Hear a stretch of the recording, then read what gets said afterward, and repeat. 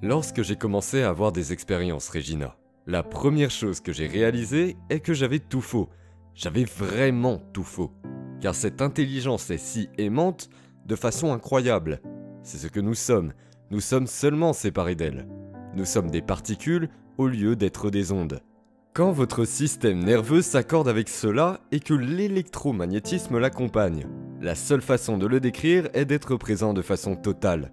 Je suis le docteur Joe Dispenza. Je vais animer cette conférence. Commençons par la chose même que nous avons utilisée toute notre vie pour obtenir ce que nous souhaitons, pour que quelque chose de plus important se produise. Absolument, c'est un réel paradoxe. Au moment où vous intervenez, cela honore le libre arbitre. La personne, New Age, qui se dit qu'elle va attendre que sa Maserati tombe du ciel. Ça ne fonctionne pas comme cela. Une fois que vous passez par un nouvel état d'esprit, vous créez la richesse. Autrement dit, seul l'or attire l'or. Le plomb n'attire pas l'or. Notre travail est de prendre ces émotions de base, la colère, le ressentiment, la peur ou l'anxiété, et de les transformer en or. Parce que de l'autre côté de notre douleur se trouve notre liberté. De l'autre côté de notre manque se trouve la richesse de l'abondance. De l'autre côté de notre peur, il y a le courage. C'est la même énergie. Elle est juste piégée dans le corps. On transforme cette énergie en autre chose, n'est-ce pas? Oui. Nous avons alors de l'énergie disponible pour commencer à dessiner un destin. Donc, une personne qui passe à cet élégant état d'esprit où elle est plus ouverte, enrichie et amoureuse de la vie ne peut plus retourner à son ancien moi, car c'est son nouvel état d'esprit. En pratiquant ceci tous les jours, tôt ou tard, cela commencera à vous être familier. Vous pouvez le ressentir et voir les choses. Vous pouvez en entendre parler, des moyens de communication peuvent être mis en place. Cela passe par ce processus, en créant de la richesse. Oui, si vous êtes dans un état d'abondance, vous feriez mieux de ne pas avoir de pensée de manque, parce qu'une personne d'abondance ne ferait jamais ça. Vous ne pouvez pas démontrer que vous ne faites pas de choix parce que vous croyez qu'il n'y a pas assez de manque de temps, manque d'énergie, manque d'argent. Une personne abondante ne financerait jamais. Cette personne ne penserait jamais comme ceci. Vous ne pouvez pas vous sentir indigne et manquer si vous voulez être une personne riche. Par la logique et la raison, vous abandonnez tout cela et entrez dans cet état d'esprit. Lorsque vous y êtes, vous ne pouvez pas vous asseoir dans le canapé et attendre un coup de téléphone. Quand vous y êtes, vous commencez à faire des choix dans l'inconnu. Vous devez faire confiance à l'inconnu. Au moment où vous ne faites pas le choix, vous venez de douter de votre création et retournez au connu. Quand vous êtes dans cet état d'esprit, un miracle se produit. Lorsque vous dites que vous allez le faire, mais que vous ne pouvez pas tant que votre moi émotionnel limité, vous devez y aller comme votre moi illimité. Vous commencez à faire ces choix, vous vous lancez dans l'inconnu.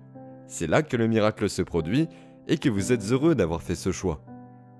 Se réveiller chaque matin en préparant son cerveau et son corps au changement est la clé. Il y a 2 moments où la porte du subconscient s'ouvre, au réveil et au coucher. Pourquoi dans le lieu de croisement?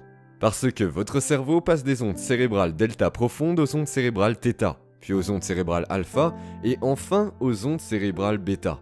Pourquoi? Quand vous allez vous coucher le soir, il passe de bêta à alpha, à θ, à delta. Si vous n'y arrivez pas, vous restez bloqué en bêta élevé. Comme si vous conduisiez une voiture de sport en première vitesse, non? Les individus font ce qu'ils peuvent pour arrêter là.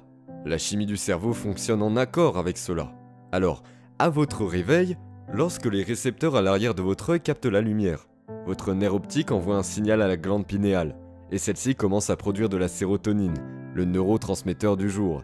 Autrement dit, la sérotonine vous permet de vous lever et d'avancer. Elle allume votre cerveau.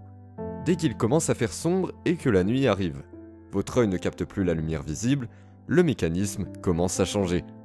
Comme il y a moins de lumière, le nerf optique envoie un signal à la glande pinéale, qui enlève quelques groupes méthyl à la sérotonine pour la transformer en mélatonine, le neurotransmetteur de la nuit. Donc Sarah vous fait vous lever le matin et Mel vous met au lit le soir. Quand la sérotonine augmente, vos ondes cérébrales passent en mode bêta. C'est parce que vous allez faire plus attention au monde extérieur. Lorsque vous êtes en méditation, que vous fermez les yeux et que vous éliminez la lumière, qu'il fait sombre dans la pièce et que vous mettez de la musique en fond sonore, vous mettez des bouchons d'oreilles. Vous recevez moins de données sensorielles de votre environnement, de sorte que votre cortex n'est pas si préoccupé à essayer de créer un sens entre le monde extérieur et le monde intérieur. Vous oubliez le monde extérieur et c'est dans le monde intérieur que vous cultivez quelque chose. Ainsi, lorsque vous fermez les yeux et que vous méditez, vos ondes cérébrales se déplacent vers la mélatonine. Mais si vous vous réveillez le matin à 5 heures, devinez quoi? Vos ondes cérébrales seront probablement en θ ou en alpha, c'est-à-dire que vous êtes dans votre subconscient. Vous avez dépassé le stade de la pensée bêta, non? On va se coucher le soir. Ils ont des amis qui sont artistes, dramaturges et musiciens. Ils restent debout jusqu'à 2 heures du matin. Ils adorent ça. De 11 heures à 2 heures du matin. Ils sont en mode nuit. Ils sont en alpha. Ils ont toutes ces idées créatives. Moi, je suis une personne du matin. Je me réveille, je suis debout à 4h30 ou 5h du matin. C'est ma période de création. Je garde de côté une certaine quantité de temps pour moi. Parce que le reste de la journée, je travaille. Donc j'aime prendre mon temps le matin. En agissant ainsi, on modifie les ondes cérébrales. Si vous passez de bêta à alpha, il y aura un moment étonnant. Si vous faites ça bien, vous allez glisser vers θ. θ, c'est quand votre corps est endormi, mais votre esprit éveillé. Alors réfléchissez à cela. Si votre corps est endormi, que vous l'avez conditionné à être l'esprit par des addictions ou des habitudes, quand il est endormi, il n'est plus l'esprit. Donc il n'y a plus de résistance. Et c'est là que le changement instantané a lieu. Si vous allez trop loin, vous glissez dans le delta, appelé le sommeil profond ou réparateur. Aux personnes qui me disent ne pas pouvoir vraiment méditer, je demande dans quel endroit elles le font. Si c'est dans leur lit, je leur dis d'en sortir, car elles vont aller directement à Delphes. Nous avons remarqué dans nos recherches qu'il y a un moment où vous êtes dans ce niveau cohérent d'alpha, et tout d'un coup, vous glissez dans θ. Quand θ s'active, vous commencez à voir ce changement étonnant se produire. Le corps devient si détendu que les centres d'énergie et le système nerveux s'activent. Mais au lieu de s'activer comme si vous étiez poursuivi par un tigre, comme si vous aviez un orgasme ou éjaculiez, ou que vous vous activiez pour une raison quelconque, il s'allume de façon équilibrée avec le système nerveux parasympathique. Ce système calme le corps, il s'active et l'énergie arrive. Elle voyage à travers le système nerveux central, atteint le tronc cérébral et active une porte thalamique, le système d'activation réticulaire. Toute cette énergie atteint maintenant la gare, la station d'accueil où vont tous les neurones. Et boum, ça touche le néocortex. Maintenant, vous produisez des ondes cérébrales gamma. Et les ondes cérébrales gamma sont des ondes cérébrales super conscientes. En d'autres termes, le monde intérieur est le monde réel. L'expérience est si profonde, énergétiquement, que vous n'oubliez jamais ce moment.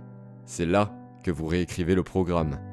Cette dame qu'on a montrée prenant de l'ecstasy, prenant dans un état d'extase et leur méditation. Elle était dans un gamma élevé. Je la regardais aller. On la regardait faire alpha, θ, θ, θ. On s'est regardé et on s'est dit « Oh non, Jeffrey. Et moi ?» Et tout d'un coup, boum, c'est parti. Gamma éteint.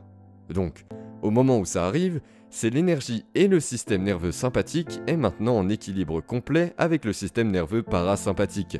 La porte thalamique est ouverte, le subconscient est hors du chemin. Il est libéré, l'énergie voyage vers le cerveau pensant et la personne devient super. Vous avez juste pris le variateur de lumière et êtes passé de 20 à 50 watts, ce qui est normal à 100 watts. Et nous avons vu que dans toute la rougeur du cerveau, son cerveau était plein d'énergie. Et elle était dans un état de catharsis. Elle pouvait contrôler ça. Mais pourquoi le voulait-elle? Maintenant, elle a un orgasme dans sa tête. C'est son cerveau qui a l'orgasme. Et ce n'est pas chimique, c'est électromagnétique. C'est électromagnétique. Maintenant, voici ce qui se passe. Au moment où ça arrive, la mélatonine doit changer en se transformant en tous ces incroyables neurotransmetteurs. La mélatonine est transmutée dans l'usine alchimique de la glande pinéale. Elle fabrique un produit chimique qui est l'un des plus puissants antioxydants connus de l'homme. En d'autres termes, il suffit de modifier un peu la molécule de mélatonine. Vous obtenez un produit chimique anti-vieillissement, anti-cancer, anti-maladie cardiaque, anti-microbe, anti-maladie neurodégénérative qui flotte dans votre sang. C'est la première chose, HGH ou quelque chose comme ça. Qu'est-ce que c'est? Non, c'est un antioxydant. Enfin, toutes ces choses. Vous prenez juste un groupe méthyle et le tordez. De la mélatonine et la modifiez encore. Cela crée un produit chimique phosphorescent. Les neurones sont remplis d'énergie et il y a une lueur. Les neurones sont maintenant intensifiés et stockent l'énergie. Et c'est ce qui donne ses couleurs et ses motifs pendant l'expérience. Et si vous changez à nouveau cette molécule, elle devient la substance chimique que l'on trouve chez les mammifères qui hibernent. En d'autres termes, pas de libido, pas d'appétit. Les corps et la stase, vous n'avez plus de pulsion. Quel temps pour rêver? Quel moment pour créer un futur où le corps n'est plus l'esprit? Prenez ce produit chimique et modifiez-le encore. C'est le plus puissant hallucinogène connu de l'homme. On parle maintenant de la molécule de Dieu. Vous parlez du monde intérieur comme du monde réel. Entrez dans une autre dimension. Vous passez d'un espace-temps à un autre. C'est la quête de la vision ou l'expérience lucide, tout autre moment mystique dont on parle depuis l'Antiquité. Il faut un peu de temps pour amener les personnes à ce point, mais que les neurotransmetteurs changent, les produits chimiques sont une cause descendante d'un changement de conscience. Quand ça arrive, bon sang, la personne ne sera plus jamais la même. J'ai eu des expériences, je les comprends, et vous ne pouvez pas revenir aux affaires habituelles après quelques-unes d'entre elles, ok ?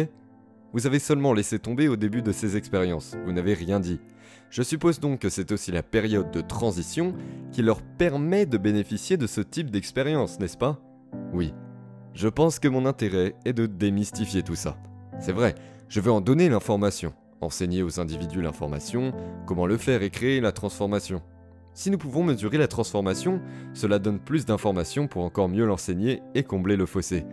Dans l'un de nos ateliers avancés, nous avons fait une méditation approfondie. Une des choses que j'ai réalisées dans mon expérience personnelle est que vous devez dépasser le point où vous voulez vous allonger dans votre méditation. Il arrive un moment où l'on veut s'allonger, où l'on veut abandonner, s'arrêter. Si vous dépassez un peu ce point et que vous restez debout, vous vous installez un peu plus longtemps. Puis vous vous allongez et vous pouvez le faire tôt le matin parce que les neurotransmetteurs sont justes. Ils ne sont pas tout à fait de la mélatonine, ils ne sont pas tout à fait de la sérotonine. Ils sont entre les deux.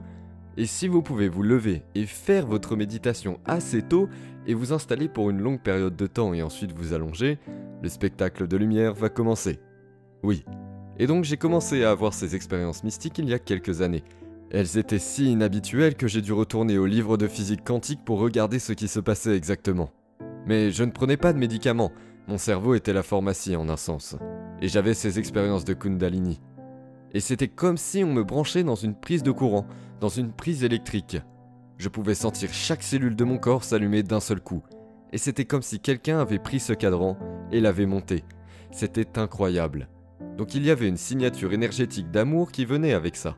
Oui, c'est la chose qui m'a le plus intéressé. Lorsque j'ai commencé à avoir des expériences Regina, la première chose que j'ai réalisée est que j'avais tout faux. J'avais vraiment tout faux, car cette intelligence est si aimante, de façon incroyable. C'est ce que nous sommes seulement séparés d'elle. Nous sommes des particules au lieu d'être des ondes. Quand votre système nerveux s'accorde avec cela et que l'électromagnétisme l'accompagne. La seule façon de le décrire est d'être présent, conscient et amoureux de l'idée d'être vivant, que vous ne voulez rien d'autre que ce que vous pouvez voir à ce moment-là. Parce que si vous commenciez à vouloir, vous perdriez ce sentiment. Donc vous ne pouvez pas vouloir. Tout ce que vous pouvez faire, c'est être juste et aimer. J'ai commencé à avoir ces expériences, puis j'ai commencé à penser. Peut-être que nous devrions être en mesure d'enseigner cela. J'ai donc commencé à faire des recherches sur la neuroendocrinologie et sur ce qu'il fallait faire dans la chimie du cerveau à l'époque. Et puis, j'ai dû commencer à expliquer ce qui m'arrivait. C'est comme ça que j'ai été impliqué.